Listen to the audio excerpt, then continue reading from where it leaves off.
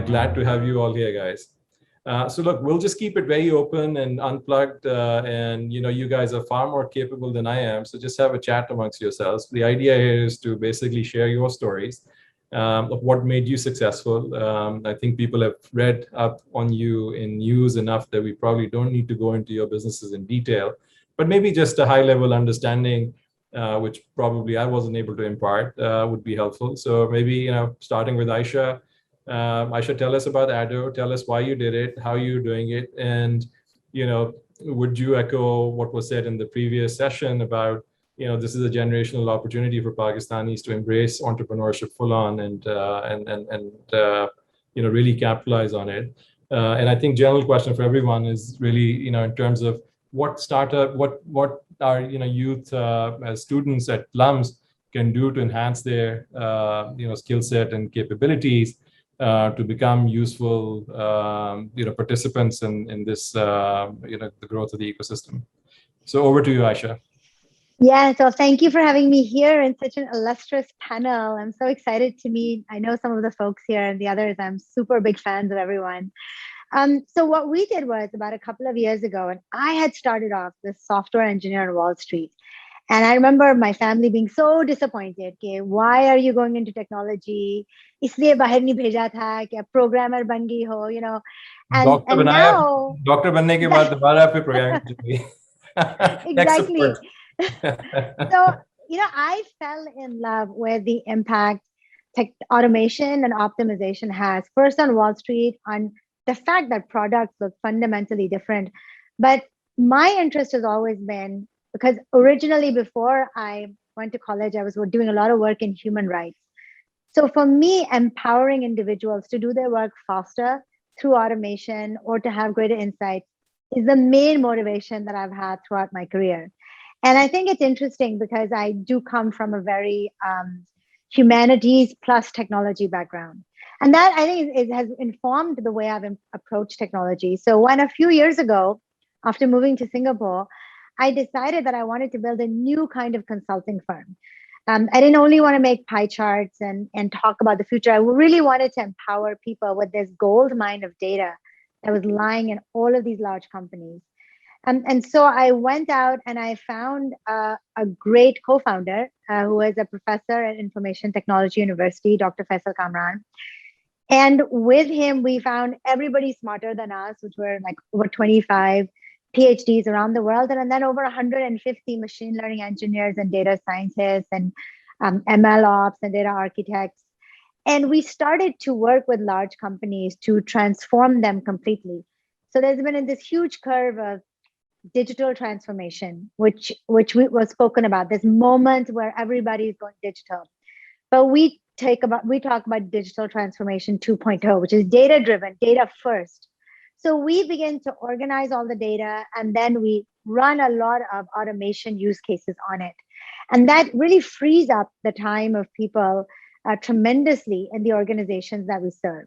So just this morning, for example, we were having a conversation with one of the largest hospital networks in Asia about how wellness can be understood and how can it be analyzed, understood amongst employees, and data can be used to improve and prevent burnout and attrition. So these are the kinds of questions that we answer. And by doing that, especially in countries like Singapore and Europe, where you don't have that much human bandwidth, their populations are graying and basically shrinking, they are able to promote wellness across their organizations using a combination of natural language processing, computer vision, IoT, and those kind of data sources. So that is, for me, brings me tremendous joy. Every entrepreneur knows there are a lot of highs and lows, but there has to be a reason that you do it, that you show up, and whether you're building a product or a service, and we have some products that we work with on our client side. But that for me has been a very big thing. So first of all, the mission and achieving that on a daily basis is amazing. And secondly, the team is everything. I mean, I'm literally like the dumbest person on my team. And there are people who are so much younger than me, and they're all in Lahore, in Pakistan. They're amazing. And they even tell me, कि Dr. Ayesha, आपको नहीं पता, please हमें बोलने दें. Because they're smart and they're confident. And we have won RFPs against IBM, against really big companies in the US and in South Asia and in the Middle East and in ASEAN. And that's a testament to the talent that we have in Pakistan. So I'm really proud. Nothing could make me happier than after all of these years to speak Urdu every day with my team and to bring that talent forward to solve real problems. You know, as everybody moves towards product companies, there is this very small sliver of very elite kind of man-machine consulting firms. There won't be many left, but the ones that are there are doing very well because they can connect the dots with an empathetic way between what businesses need and the products and solutions that are available to them. And that's where we attempt to be a leading global player. And I think we're getting there, but we wouldn't have gotten there without this incredible team in Lahore and Islamabad. So I'm being originally from Pakistan. You have in Lahore, and you know, what was your experience recruiting them or finding them? Do you do a lot of training yourselves, or are you able to like have people who hit the ground running? And it's really remarkable to hear that you're servicing your clientele is primarily overseas, correct? Yes, it's almost all overseas. Although we're did some very big projects in Pakistan also, and Pakistan itself is becoming more. Companies are waking up to this, which is fantastic. So we get a lot of them in your organization. Hamare data scientists, they come from because my co-founder runs a very large data science lab at Information Technology University, and so he is able to recruit a lot of good people from there and from LUMS and others. There's a lot of competition for this talent, so we institutionalize a lot of knowledge. A good data science team has actually 7 different roles. So, and most people think 30 or 40 data scientists who are software engineers first, you can convert them into data scientists. It's actually not that straightforward. You can if you're only using libraries. But if you want to have some thoughtfulness in how you are analyzing the data, looking for bias, looking for class imbalances, then you actually need people who have some theoretical background, not only in computer science, but in statistics as well. And we do a lot of in-house training, but we've honestly learned by walking through fire. The kind of data engineering work we've done, rona nikala tha, literally, because logon ne nahi kiya hua duniya mein ye. Aur humne bhi mushkilon se kiya, and we made a lot of mistakes along the way. But now we have a very good team. But I have to say that a lot of people come and steal our talent. So please don't do that. But we're growing. I do happen to be a shareholder and an advisor to the board of a company that does compete with you in AI in Pakistan, called Affinity. So watch out. I'll talk to you later then. So I know. So, over to Muneeb. Muneeb and I have I know Muneeb's passionate about skills development and upliftment of them in Pakistan. So Muneeb, what are the, you've run and built so many businesses, you've hired so many people. I mean, tell me, like, what are the elements that lead to success in the world of entrepreneurship and especially tech-enabled world? Yeah, so thank you for, first of all, inviting me to this panel. Appreciate it.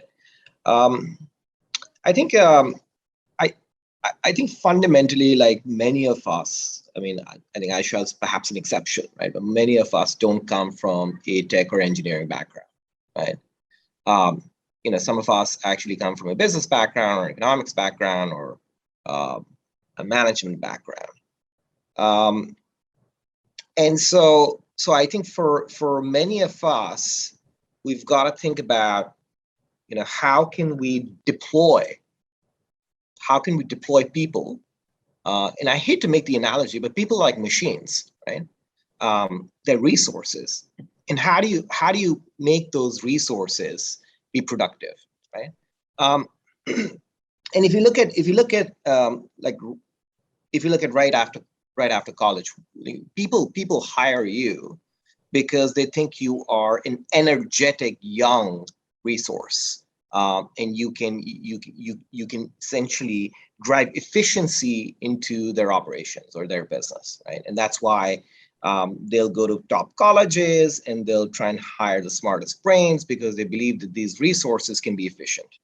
And it's a strange analogy, but like, frankly, that's what I did. Like my first 7 years of entrepreneurship, really, where I kind of hired people as resources. Because think about it. Pakistan doesn't have any resources but people.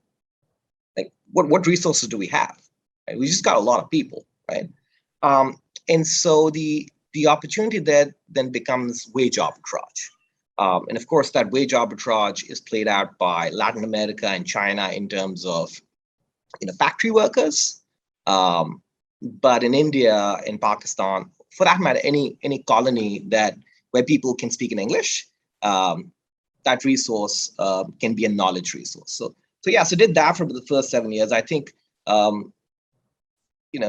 we started that back in 2004 when it wasn't really cool to do any of this stuff.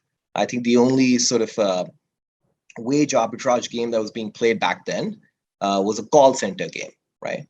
So at the low end of the resources of college-educated kids or high school-educated kids.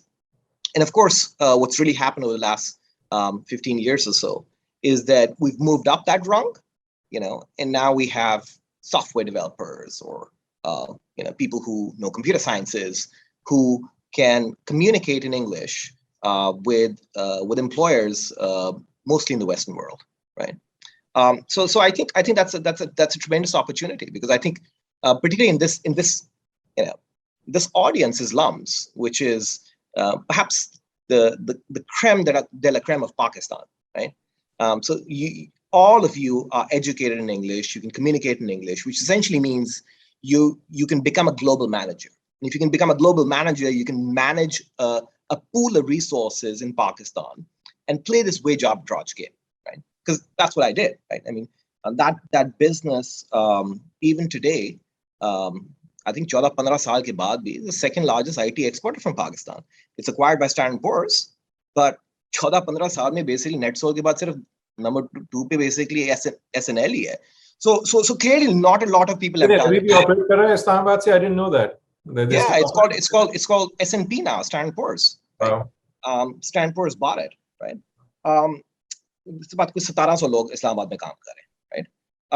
But what I'm trying to tell you is that even though you hear कि जी इतनी ज़्यादा exports हो रही IT services की, the reality is कि बड़े पैमाने पे कोई नहीं हो रहा, ठीक है? छोटे-छोटे कारखाने लगे हुए हैं, किसी ने कहीं सॉफ्टवेयर डेवलपमेंट फर्म लगाई हुई है 20 लोगों की 50 लोगों की, लेकिन अगर आप कहो कि जी 1000 लोगों से ऊपर कोई इंस्टीट्यूशंस है तो बहुत ही कम है, right? So I think this audience of 200 plus people has that opportunity to essentially really leverage it because they have the ability to communicate. And I think people's propensity to give you work is a lot more today because of basically the adoption of video technology than 15 years ago, right? So I think it's a lot easier for you. How do you decide whether the local opportunity is more attractive versus competing at the global stage? Obviously, there's that wage arbitrage argument that you can very compellingly harness, but Pakistan's so ripe for domestic opportunities, right? I mean, we have a clean slate here almost, and that's what I think Bykea is doing. I mean, you're as local as it gets.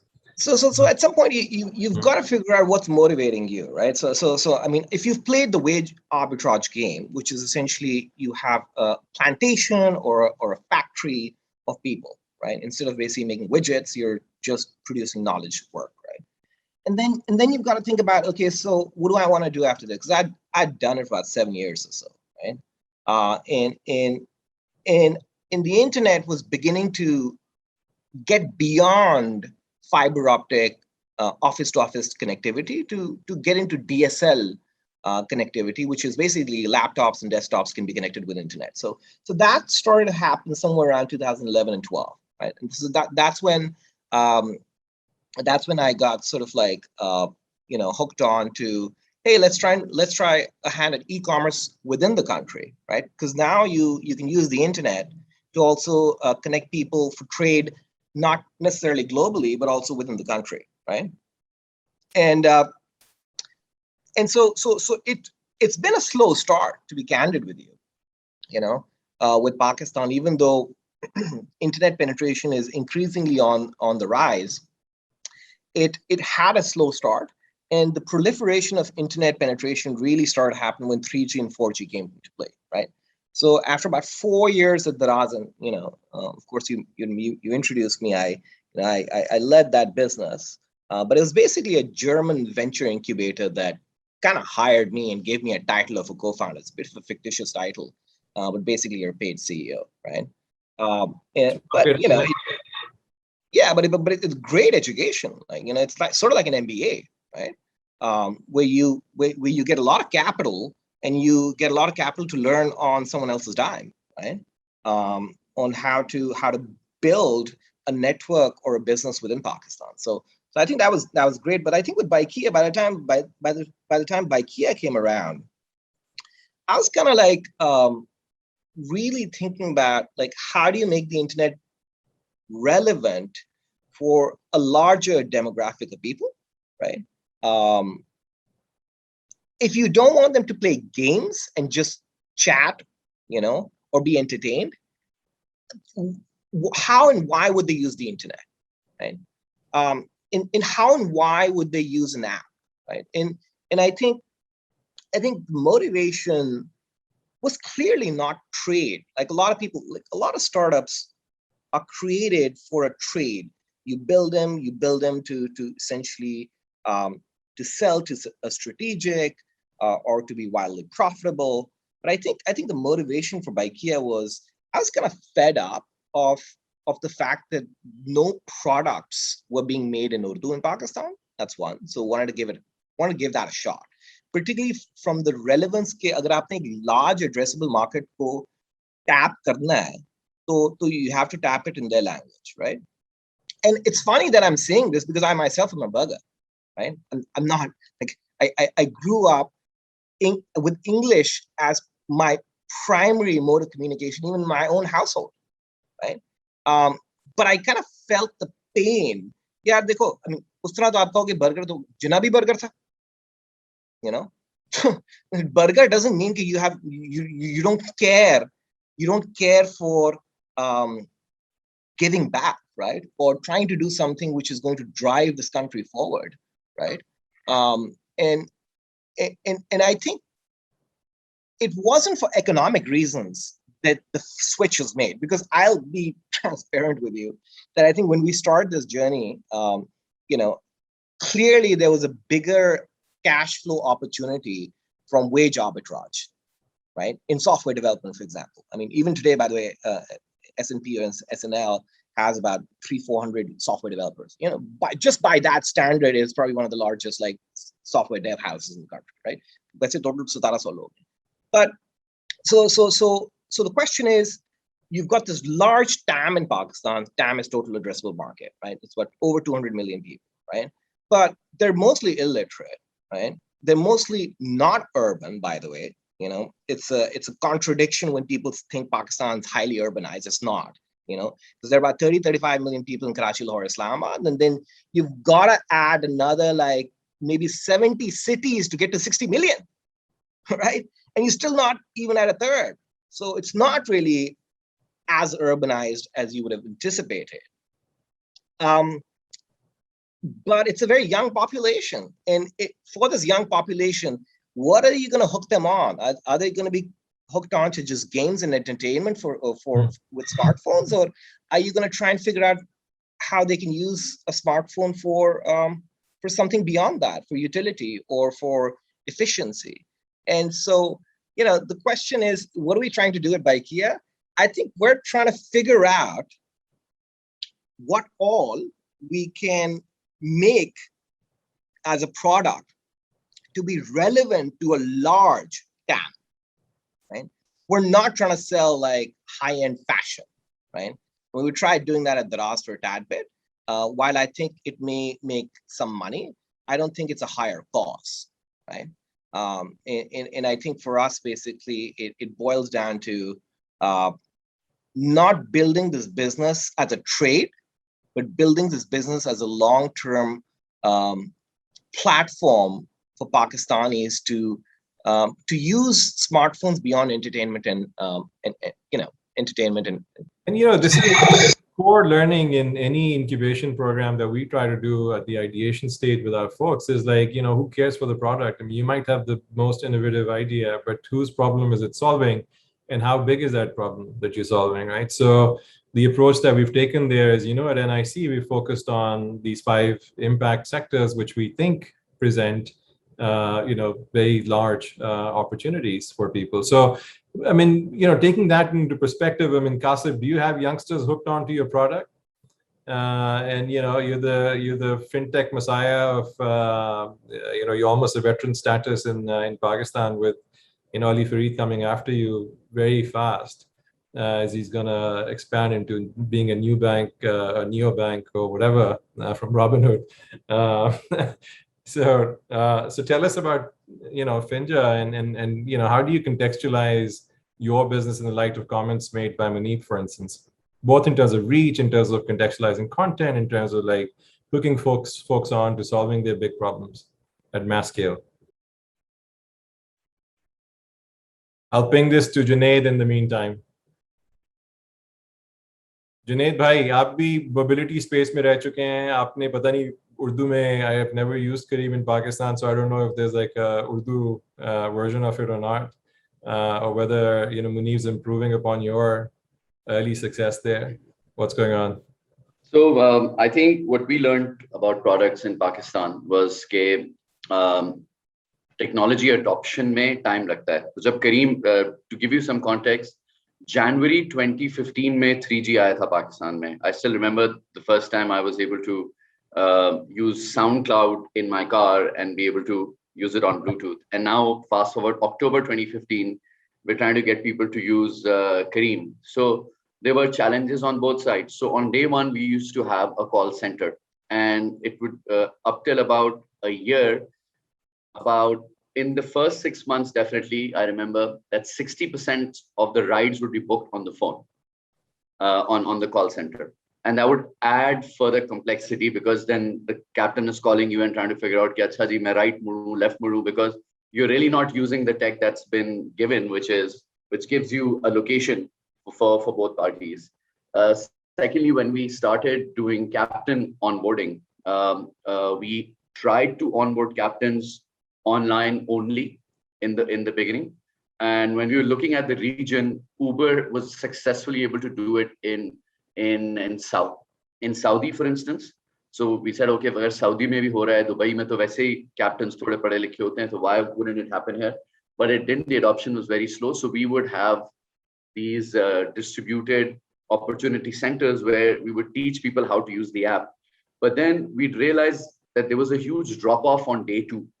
In retention, and when we would call them to ask what happened, most of them still wouldn't have understood how to use the app, right?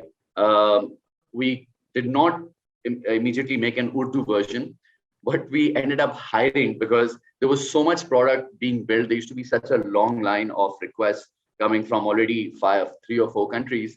So we essentially had to make a little bit of an army of people who taught captains how to use this. Similarly, when it came to customers, at one point we had something that we took from Daraz. Daraz used to have a concept called the D Force.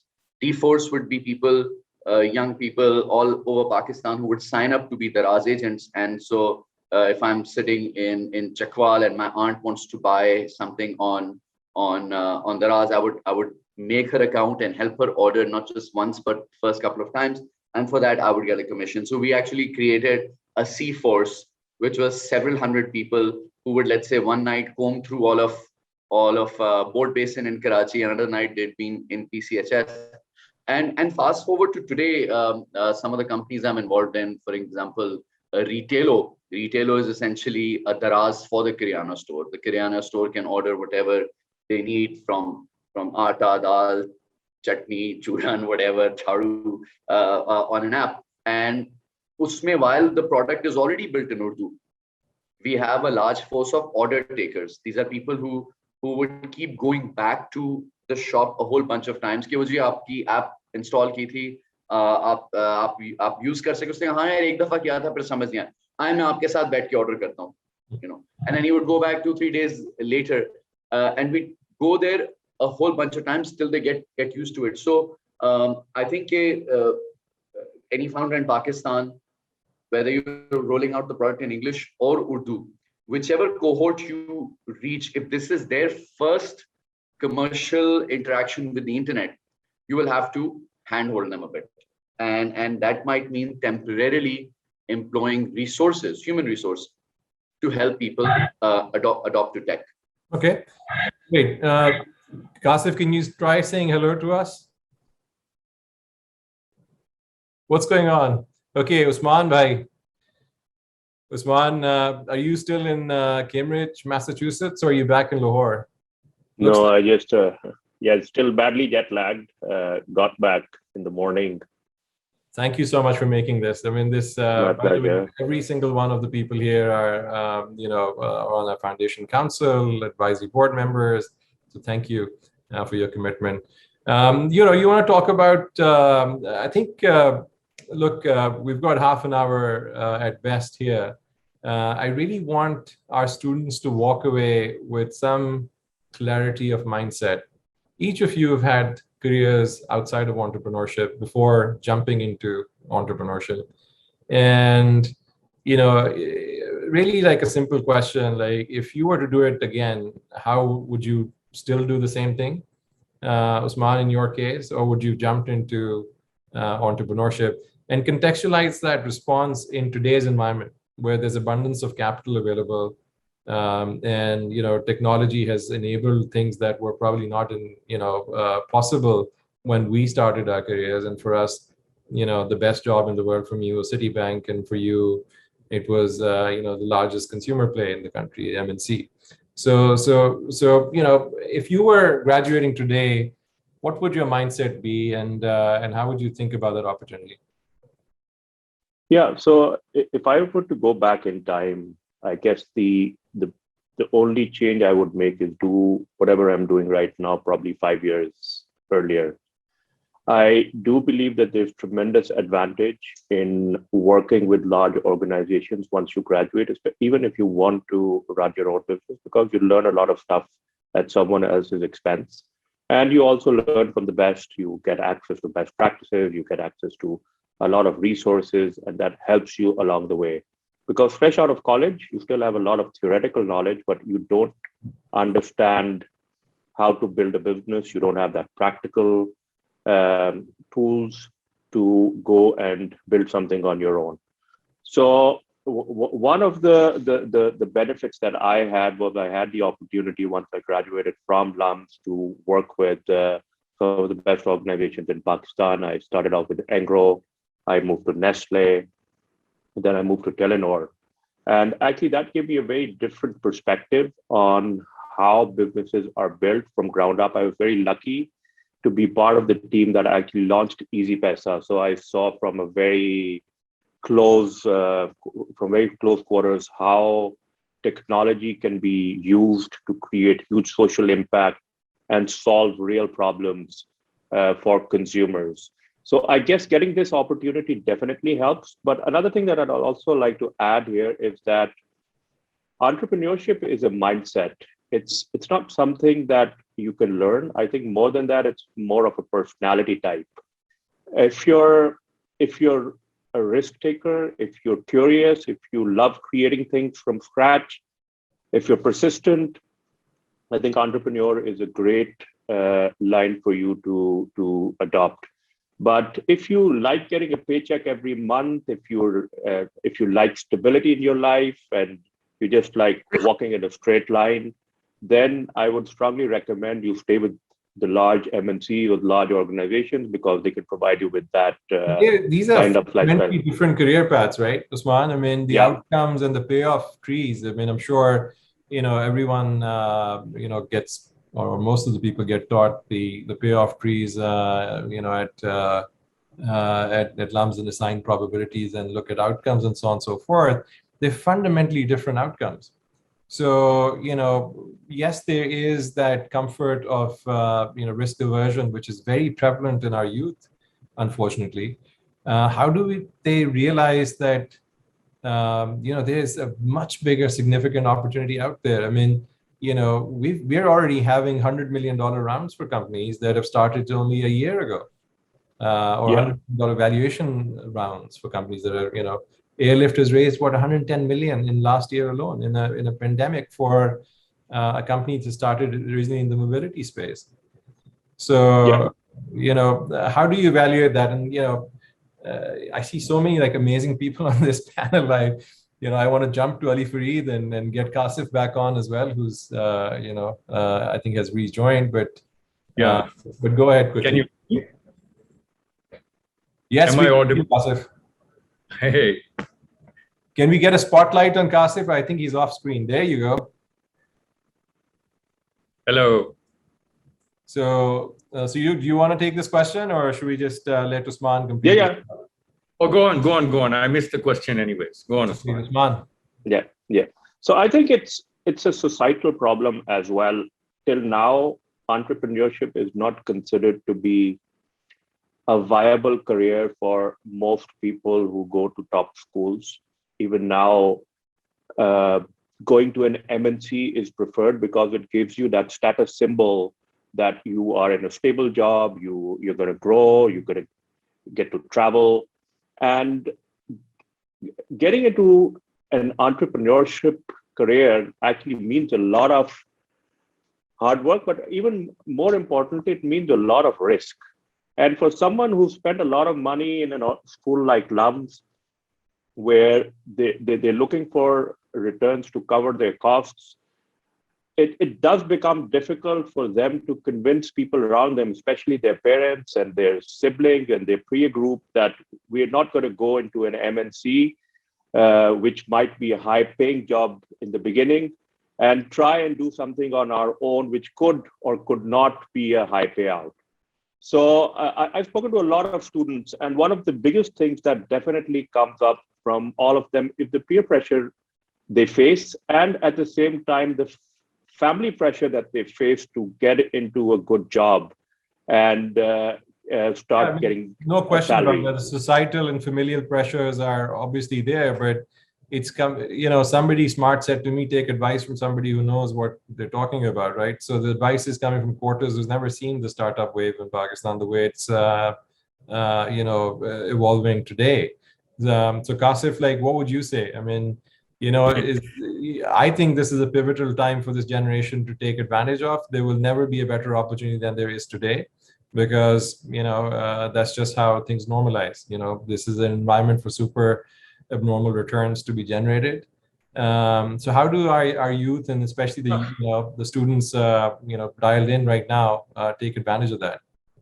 Yeah, well, thanks for asking this question. I think there's so many young folks, 236 on this right now. Actually more, because you can't see them. There's a webinar, so it's a lot more. Okay. Yeah. Okay, lovely. So my take is this, that they got to read about what happened in California, the gold rush. And what I'm saying is that the post-pandemic world, or the global health crisis, and hopefully a large part of it is behind us, is now a time where Pakistan is California in the post-pandemic world, and this is where the gold rush is going to happen. And I say this because we are the fifth largest country in the world, fourth or fifth, right? In a lot of ways, and so little work has happened here. And what the global pandemic has done is that it has dislodged the existing systems.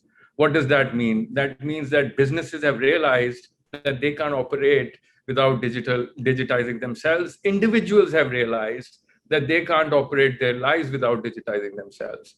And all the incumbent players, whether they are banks or they are hospitals or whatever they are, wherever they are in any industry, all incumbents are now struggling to fill that void, because their customers, whether they are businesses or whether they are individuals, are now screaming for new lifestyles, for new behavior changes. And these things would have happened over a period of 5 or 10 years, but now they are in our face. And because how the incumbents are structured, they cannot innovate. And the way this innovation would happen is that the startups and the fintechs are going to come in between the incumbents on multiple industries and fill that void. And what that means is that the startups could actually be the gold diggers, or they could go out and build pails or shovels or whatever they may want to build. That also means that they can come on top of these incumbents, just like the apps have on iOS and Android, and solve their problems. It also means that people can go out and create B2C models directly. And then on the other side, there is so much excess capital in the world. I mean, the yields are all-time low. Capital is trying to find its place. And Pakistan seems to be coming into the eye of the storm. And it's just an unbelievable time for young people to occupy themselves with either entrepreneurship or become parts of smaller companies and smaller teams where they could go out and exercise their own, self-belief, rather than being cogs in these large structures where, they're expected to, just be, then they can't go out and self-actualize themselves. So clearly, kids that are finishing school who have a certain level of self-belief, in my view, are much better off working in smaller settings or taking a crack on entrepreneurship themselves. I still remember that, when we were breaking bread in your lovely garden in Lahore, you told me that the last two products that you had launched came from interns who were first-year freshmen in college, right? Happened to be stuck in Pakistan, and they were the ones who launched, gave you the ideas or worked on the launching of those products, right? Not just, I'm glad you bring this up. What we've realized in Finja, first we were saying that you can't create anything world-class without women being a part of it, right? And so in every product team, we had a superwoman. Most women are superwomen when you give them the right culture. But then we realized that, when we infuse the small product team, which is generally 4 or 5 people with a under 21-year-old, whether they are 17, whether they are 16, 18, 19, but they got to be under 21. Now, in a non-hierarchical culture where best ideas win and people are not leading through ego, what happens is that the youngest guy has the greatest impact on whatever you are shipping. It's his or her personality which becomes dominant into whatever you are constructing. And that is because they are so much more in sync with the world than somebody who's 35 or 45. And it's just that if you allow them that space, they become the dominant force in that product team. It's phenomenal. So they're not just giving ideas, they're actually building and shipping products in Finja. And you know why this happened? Because of the pandemic, because these brilliant kids were going to go to Harvard and Stanford and this, that, the other. And some of their parents realized that, in the pandemic, all of this is going to be online. And, they won't have that experience, and they took a year off. And from HSN and some of these other schools, they ended up coming to Finja. And, it was just a favor that we were extending because most of these were our friends.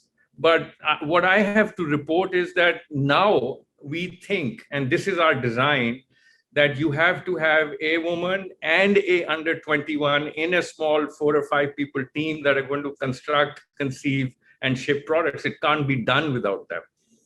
It's music to my ears. It's absolutely right. And Ali Farid, I will use the younger brother card here and seek your forgiveness for keeping you quiet for so long. Ali, as you might know, as a LUMS alumnus, a very accomplished one at that, Rhodes Scholar to Oxford, went and worked all over, and then came back to the startup world, K-Trade. So tell us why. Like, if you were a LUMS graduate today, would you have started like K-Trade now, or still gone through the rigor of, corporations where you were an analyst and then grew to maybe a CFO and, all of that? So. It's a difficult question which you ask because life decides its own path, and it's very difficult to plan ahead. But I can tell you why I did it. So in my last, and it extends the point which Qasif made. So in my last role, I was CFO of SafeCharge, one of the largest payment processing companies in Europe, listed on London Stock Exchange. Now it's 21 billion market cap.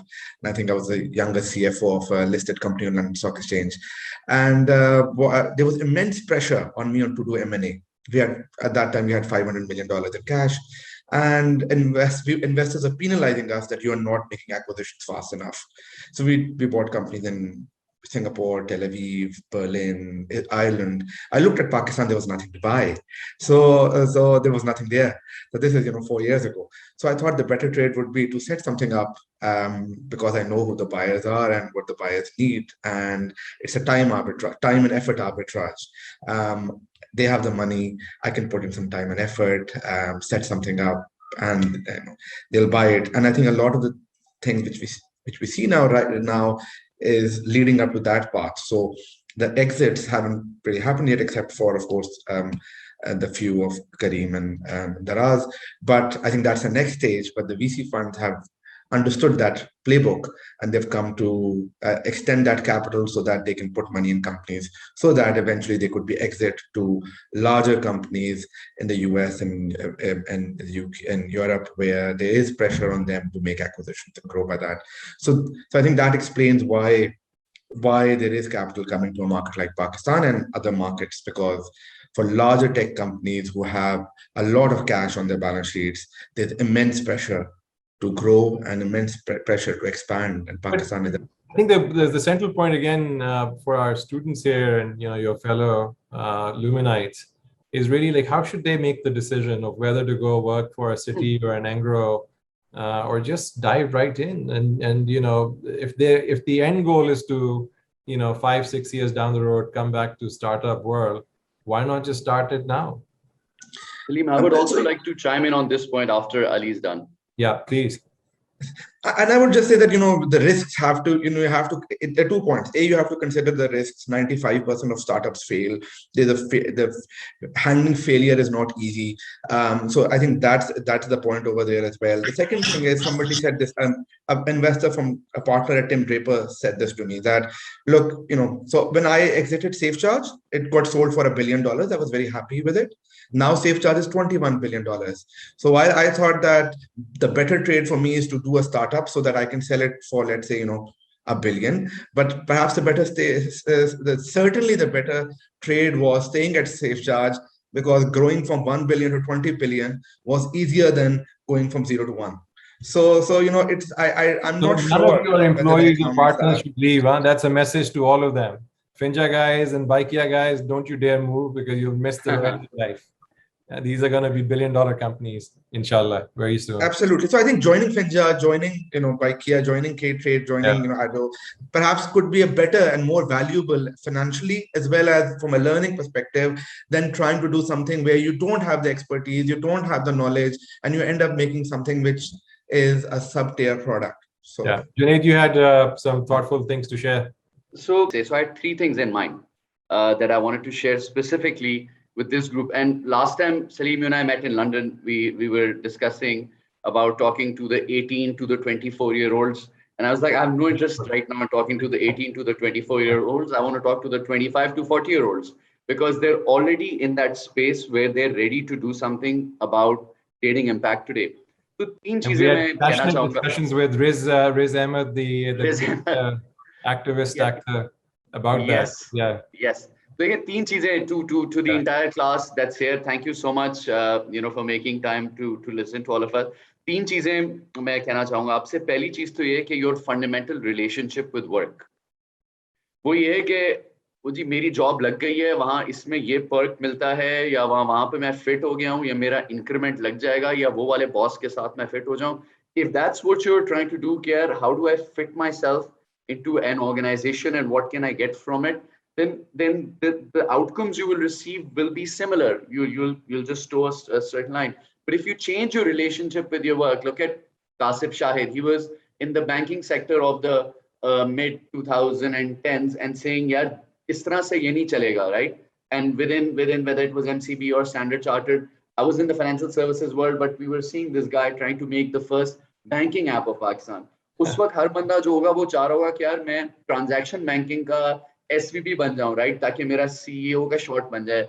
And someone like Qasif would be saying, hey, you guys are like, this is, you're doing more dinosaur stuff, right? So even within the bank, the relationship that he had with his industry was different, where he wasn't worried about कि मैं UBL में काम कर रहा हूँ, MCB में. He's like, मैं काम क्या कर रहा हूँ? How am I creating value? So the first thing is आपकी relationship क्या है अपने काम के साथ? कि अच्छा यार मुझे कुछ इससे लेना है या मुझे आके यहाँ कुछ create करना है.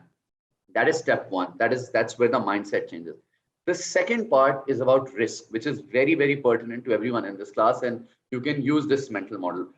देखिए, अगर तो आपकी, let's say, typical पाकिस्तान के family paths होते हैं. एक family path है कि दोनों वालिदैन वो professionals काम कर रहे थे, सरकारी अफसर थे या वालिद साहब जॉब कर रहे थे, अम्मी घर पे थी. तो उससे हुआ ये कि उन्होंने आपके लिए एक basic education afford कर दी. उसके बाद आपने scholarships वगैरह ले ली, so on so forth. तो अभी where you are, you're armed with your education and the respect and dignity that your parents brought. But कोई पक्का घर नहीं है, even flat भी अपना नहीं है. It makes sense कि आप जाएं किसी पक्की organization में जाएं, लेकिन वहाँ एक entrepreneurial style से काम करें कि यार आप वहाँ पे क्या value create करें, पैसे कमाएं, पैसे save करें, कुछ थोड़ा सा पक्का ठिकाना करें ताकि आपकी जो risk वो है कम हो जाए. दूसरा है कि वालिदैन भी ने भी पढ़ लिख लिया था, छोटा मोटा एक आध एसेट भी है. Let's say एक घर है लेकिन आप let's say 2-3 भाई बहन हैं, तो it's not like you have a big inheritance, but ये कि आप भूखे नहीं मर जाएंगे. So इसमें भी maybe it makes sense for you to work with traditional organizations for a bit, save a bit of money, but then do take risk. Now the third category is the one which I have a serious problem with. कि घर भी है, lumps की education भी अम्मी अब्बू ने पे की हुई थी, और अगर 6 महीने या साल कोई नौकरी नहीं मिली तो खाने का भी कोई मसला नहीं होगा. And even then people are sitting there thinking about कि नहीं McKinsey में अच्छा वो मिलता है, रेज होता है, वहाँ पे ये मिलता है, so on so forth. Unilever में मैं काम कर लूँ तो it become really cool. मतलब भाई, in a country like Pakistan, you need this damn country to grow at 6-7% a year for 10 years. तब जाके कुछ नीड हिलेगी. 23 million तो बच्चे स्कूल से बाहर हैं. Forget unemployment and all of those things. So for that you need actually people. So if you have that safety net behind you, and then with that confidence you realize that your perceived risk is actually higher than your actual risk, that's when you need to come and do entrepreneurship, right? Alhamdulillah, I always tell everyone here, I was exceptionally privileged. My father was a businessman, my grandfather was a businessman, right? So उस privilege को अगर मैं use करने के बाद सिर्फ पक्की नौकरी करता, तो then I would not have had these opportunities. अच्छा, so पहली बात ये हो गई your relationship with work. दूसरी बात हो गई quickly assess where you are on this risk spectrum, कि सिर्फ education है और थोड़ा सा एक अच्छा family के नाम है, education है, थोड़े से assets हैं, और तीसरा you are safe. So accordingly then take your risk. The third thing is how to go about it. अच्छा, इसमें भी पूरा एक spectrum है. Not everyone needs to leave everything and go and found a company, right? If you and on this sort of mind model, एक हो सकता है कि you still work for a company, you still have a पक्की तनख्वाह, but you are very entrepreneurial. You decide that I'm always going to be entrepreneurial. जब company में या कोई मसला पड़ा होगा या कोई नई चीज start हो रही होगी, तो मैं ये नहीं सोचूंगा यार अगर ये screw up हो गया तो मेरा अगला वो increment खराब लग जाएगा जी, या मेरी report खराब हो जाएगी. I'm going to try always to fix shit or build shit. Sorry for my friend. The second is the middle path, where you still work for others, but the way you structure your compensation is you tie yourself to the upside, right? And the third is the purest entrepreneur, someone like Muneeb or Qasif, who would take all their savings and then put it in what they're doing and start something. I have always been in the middle bucket. Okay? I've always been in the middle bucket. I've actually so far, Salt Arts is one business which I've started completely from ground up. But when I was leaving media and going to BMA, I wrote a business plan to start a financial product supermarket. They funded me, they paid me a salary, and my salary was less than what my peers were making, but I had equity upside, right? So 4 years later, I was able to sell that equity back to them and make a little bit of a bundle, which now looks academic value because I didn't write the contract properly. अच्छा, फिर when I went to Elixir, I was like, equity सब बकवास होती है.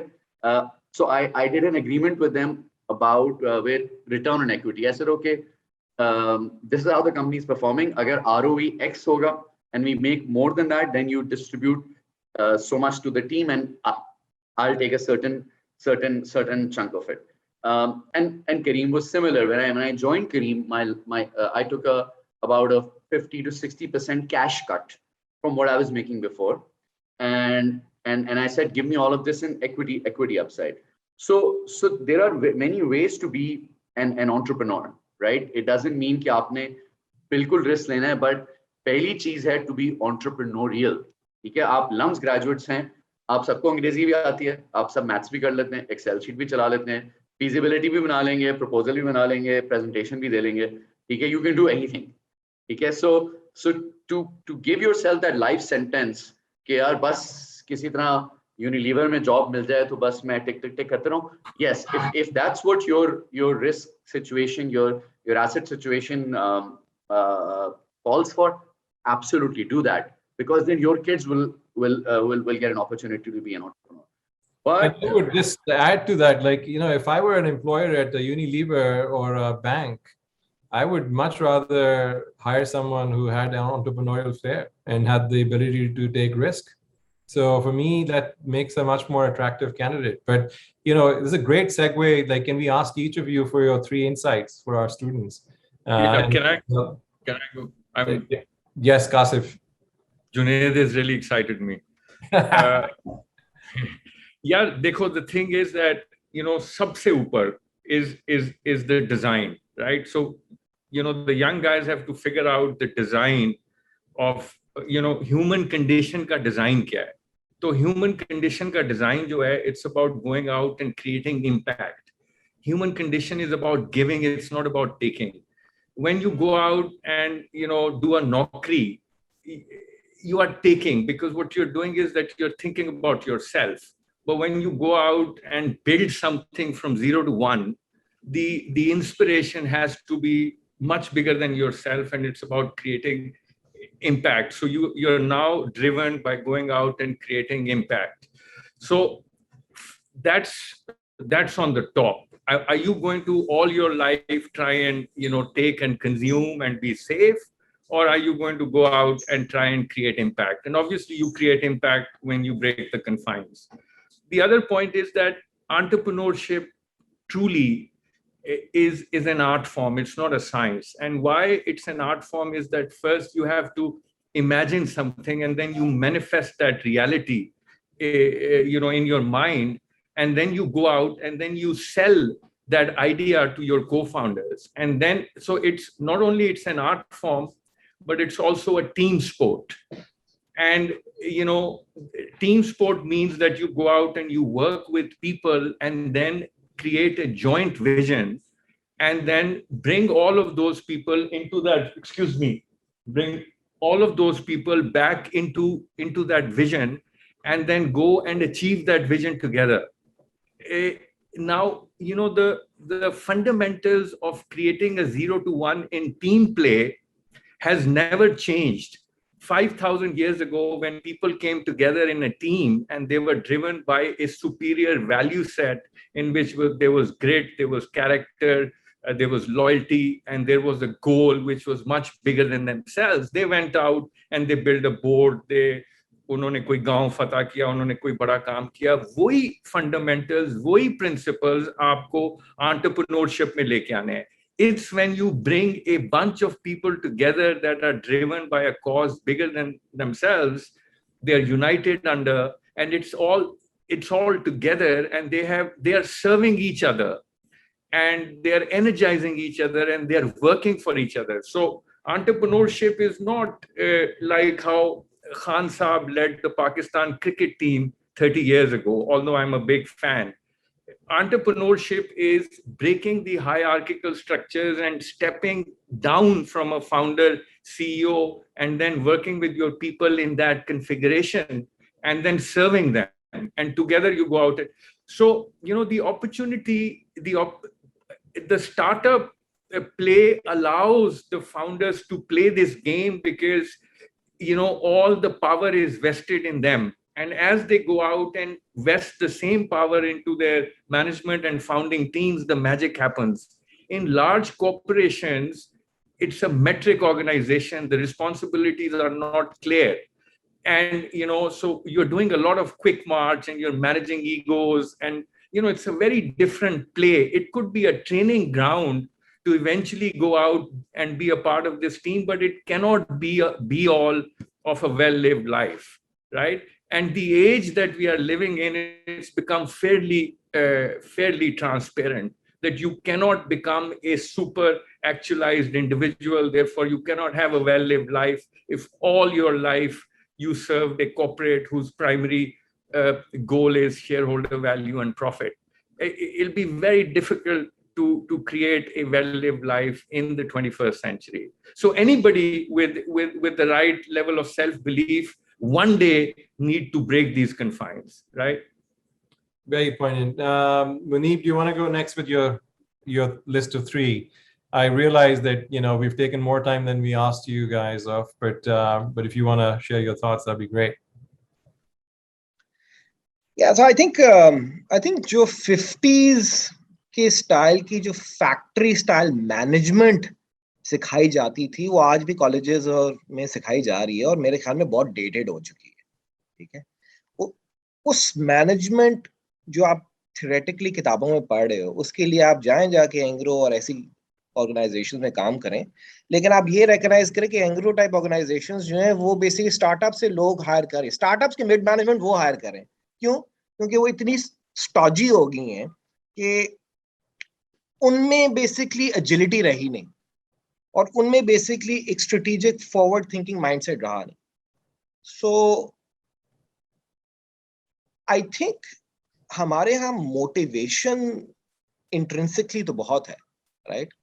लेकिन I would कंकर with what Junaid said कि I think क्योंकि ज्यादातर लोग जो टॉप एजुकेशनल इंस्टीट्यूशंस में वो लोग आते हैं जो कि जिनके वालिदैन सरकारी मुलाजिम थे या किसी ना किसी तरह सर्विसेज में थे, एंड येट उनमें बेसिकली एक जो माइंडसेट है वो फियर का माइंडसेट है कि जी बस नौकरी पकड़ो, टॉप नौकरी होनी चाहिए, टॉप बैंक होना चाहिए, टॉप FMCG होनी चाहिए।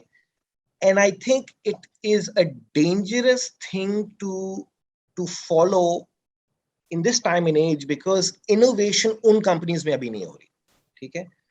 और disruption जो है वो काफी सारी young nimble companies में हो रही है। लेकिन young nimble companies में अगर आपने excel करना है तो आपको 3 primary चीजें चाहिए। एक, आपको communicate करना, you need to know how to communicate, right? And communicate can mean both कि जी आप एक debate कर सकें, आप present कर सकें, आप एक presentation succinctly relay कर सकें, कहानी ना लिखें खुदा के लिए, emails में भी कहानी ना लिखें, succinct एक message दे सकें और खुलासा दे सकें, और ये ironically skill बहुत कम लोगों के पास है, ठीक है। दूसरी स्किल जो है वो मेरे ख्याल में चाहे आप एक्सेल की फाइनेंशियल मॉडलिंग सीखें या आप SQL सीखें, कुछ ना कुछ टेक्निकल सीखें, क्योंकि आज हम देख रहे हैं कि तकरीबन कोई भी ग्रेजुएट जो है ना वो एक बेसिक फाइनेंशियल मॉडल नहीं बना सकता, और अगर बेसिक फाइनेंशियल मॉडल नहीं बना सकता वल्लाह आलम कॉलेज में क्या पढ़ के आया है वो, So I think that's a problem, because that's a problem not only for an institution, but that's also a problem if you want to start a business. Because if you can't create a basic revenue down to EBITDA level statement, or monitor or measure KPI, or just look at KPIs and trends, that's fundamentally a problem, right? And the third, I think, which I am really bad at, and I think almost every Pakistani is terrible at, is the ability to read and comprehend quickly, right? So क्योंकि हमारे यहाँ किताबें पढ़ी नहीं जाती और वो culture नहीं है, हमारी वालिदैन की जनरेशन तक तो अखबारें तक पढ़ते थे, तो अब तो हम तो सिर्फ सोशल मीडिया में फेसबुक पे फीड्स पढ़ते हैं और ट्विटर की बेस एक लाइंस पढ़ते हैं, तो क्योंकि हम किताबें नहीं पढ़ते तो हमें लोगों की जिंदगी का खुलासा नहीं मिलता, and I think that's such a tragedy, because थोड़ी सी information is very bad, because when you have a little bit of information, you think that you know, but in reality, you know nothing, right? And so you will never have in-depth forensic level comprehension of anything, which basically, I think I'll just kind of like end it there. I think potential बहुत है, जिस तरह हमारी cricket team का potential है, लेकिन outcome बहुत कम निकल रही है, और आउटकम इसलिए कम निकल रही है क्योंकि level of forensicness, grit, attention to detail नहीं है, और अगर आप वो फॉस्टर नहीं करेंगे तो आप भी you'll also be an average. Yeah, and these are exactly the values and traits that we're trying to nurture at NIC with varying degrees of success. Ayesha, I admire your work with girls, and I think you're like the ambassador for bringing girls into technical education and technical world in Singapore. So that's admirable. What would you say to our the women on this call? I struggle to get more and more participation from our females. We've had targeted campaigns, and luckily we've, mashallah, now gotten their participation close to about 40-45%, which I think is admirable. But I want it to be 50 at least.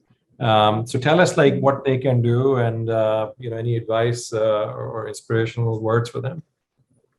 I would first of all really loved hearing what the other panelists were saying. And I'd like to talk to both the men and the women कि ये बहुत pressure है, entrepreneur बनना है या नौकरी करनी है. I mean, आराम से I would say हम सब जो इस पैनल में बैठना, हम पे कोई pressure नहीं था, क्योंकि रोज आ रही है न्यूज कि ये स्टार्टअप को इतने पैसे मिले हैं, ये इतने मिले हैं. This is not fair on you guys.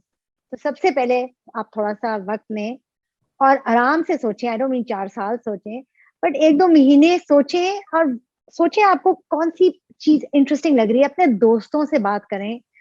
मैंने 6 महीने ढूंढा. I wanted to start a data science consulting. उससे पहले मैं बहुत दफा फेल हो चुकी हूँ, माशाल्लाह, एंड इसमें कोई ऐसी बात नहीं है. We can fail. I was in and out of corporate and entrepreneurship my whole life. That's also fine. And what you guys should do is, I love what Qasif said, what Junaid said, what Muneeb said, basically आप एक team build करें. The only reason कि आज मैं यहाँ बैठी हूँ, हालांकि मेरी अपनी टीम यहाँ बैठनी चाहिए, they are much better than me, और उनमें से मोस्टली बड़े पॉजिटिव हैं.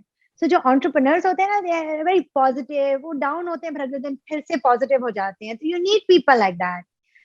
लेकिन जो मुनीब ने भी कहा, ऐसे नहीं कि ये प्रॉब्लम इंटरेस्टिंग तो मैं छलांग मार के मैं पहुंच जाऊं. देखिए उसकी एड्रेसेबल मार्केट है और दुनिया में लोगों ने क्या किया है. Do your research, look at the financial models, और ये सारे टूल्स आपके पास हैं अभी. I truly believe that at your age, I had like so many people saying, I believe in you. You go ahead, be entrepreneurial, as Junaid said, where you are. And my father was in the civil service, and there's nothing wrong with that. We are all, it doesn't matter. It is a new world. मेरी company में लोग bike पे आते हैं, BMW आते हैं, BMW से bike पे चले आते हैं, बाइक से BMW पे चले आते हैं. I don't care, we don't know. We advise the largest companies in the world, and as Ali said, they're desperate. They want to grow, and they grow through acquisition. That's not going to go away. So first of all, I'm so proud of all of you for being here, and we all believe in you. तो आप अपना time लें, आप अपनी team build करें, आप problems को देखें. ये प्रॉब्लम्स नहीं जाएंगी. अमेरिका में अभी मेरी कजन इन लॉ ने 20 मिलियन रेज किए हैं, 25 मिलियन. अमेरिका में इतनी प्रॉब्लम्स हैं. पाकिस्तान में तो अगले 20 साल प्रॉब्लम्स हैं, हम इकट्ठे सॉल्व कर सकते हैं.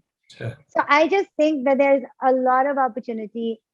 I would say कि थोड़ा सा आप लोग, I would love what Junaid said, be entrepreneurial like all of us. So like try to solve problems. हमारी टीम से हमेशा 2 किस्म के लोग होते हैं. एक रोंधू होते हैं, if things are not going well, तो उनको फौरन रोने निकल जाते हैं, वो इधर उधर देखने लगते हैं. They never do well. Then there are those जिन्होंने हमें ज्वाइन किया, उन्होंने मेहनत की, उन्होंने प्रॉब्लम सॉल्व की, अब वो अपनी कंपनी शुरू कर रहे हैं. We are so proud of them. So there are many paths to success, and just you've gotten so far. Even that's really commendable. And for all the women there, please, I love what Qasif said. We are all super women. I totally believe that. and try to learn a little bit of technology, guys. You don't need technology to be successful, but aapka kya jata hai? Learn a little bit how the world works, how data and AI can change it. Take Andrew Ng's course on Coursera, and you'll learn the project lifecycle. Your mind will open up, and your products will be better. So I just wanted to say we all believe in you, and take your time, build a team, and good luck. Thank you for that, resoundingly positive and encouraging, thoughts and remarks. Usman and Ali, please, if you want to top that up. It's a hard. I'd just like to, add a lot of great things have been said around the panel. Just two things that I'd like to add. First of all, I think introspection and knowing yourself. What are your strengths? What drives you? What motivates you? I think these are things which are really important when you're starting any new venture, whether it's a job or it's a new company. I think it's important for each one of you, like Ayesha also said, take time, think what you want to do in life. But even before that, think about what are your strengths? What do you want to do with those strengths? And what drives you? Because entrepreneurship is all about motivation and passion. If you're not motivated every single day, every morning, it becomes very difficult for you to sustain yourself and also to persevere. So do something that you believe in, but also do something that you're truly passionate about.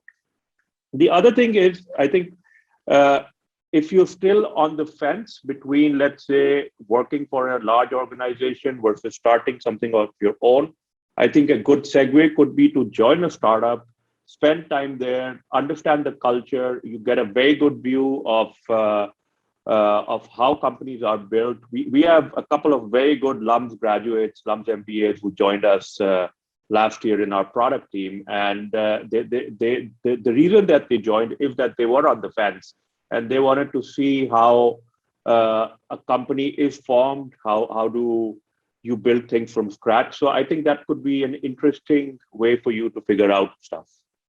Ali, so in Pakistan, the startups have raised more money than Karachi Stock Exchange IPOs, correct? Yes, almost. Yes, they have. So I mean, like the value proposition, like where do I want to go work, guys? I mean, with the upside and the ability to get paid well. So talk about that, and tell these Luminite friends of yours who may want to follow your path, how to sort of really capitalize on these opportunities, and any advice you might have to close this discussion, which I'd love to do for hours. But yeah. So thank you for that question. You're totally right that there's a lot of capital available both on the private market and the public markets. The companies in the private markets will go and list. So like we are helping 14 technology companies right now to go public and raise money. So it's a great time. In terms of advice, there's only one advice, which is have fun and make friends, collaborate, make friends, because your biggest source of knowledge, support, ideas will be the network around you, and that will inspire you, that will support you. So wherever you are, whether while you are studying, when you're working, I'll mention this, that when I launched K-Trade, I did a technology conference and Qasif and Junaid presented in that, and I still, Junaid's presentation still inspires me. He told me about his story about how he was doing growth marketing at Kareem and how he was using that to compete with Uber. So, it's people, it's talking to people, getting inspired with that, which helps you. So do that while you're studying. Thank you ever so much. We're over time, and I know you guys have a busy, crazy schedule. If we were doing this in person at the largest auditorium at LUMS, you'd get a standing ovation. So thank you with my sincere gratitude from everyone at LUMS. I hope we can do lots more of these and continue to benefit from your insight and wisdom and experience. Thank you.